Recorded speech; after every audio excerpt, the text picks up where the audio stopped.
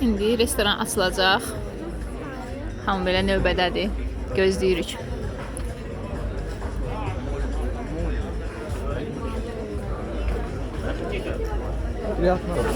Gedək görək nə var bu gün də menyuda.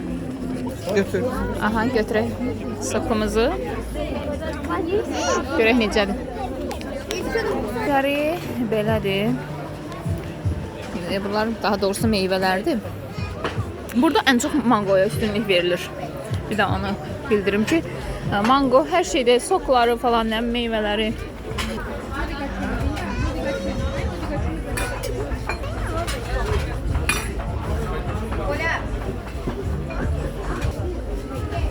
Burada içəridə oturmaq üçün yerlərdir. Mən də öz boşqabımı götürüm, gedim seçimlərimi edeyim. Salatları.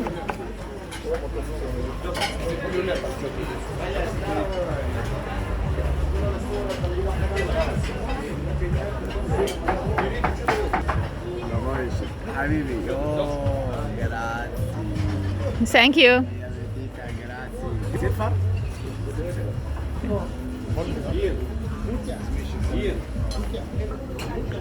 Bu da mangalda hazırlanan yeməkləri. Bu da ördək ətləri ilə hazırlanmış xüsusi yeməklərdir. Thank you. Görək burada nə var? Burada da belə.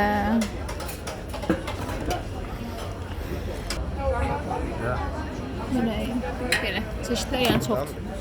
Burada düyüydü, burada da makaron. Belə. Neysə gəldik yeməyə. Nuş olsun hər kəsə.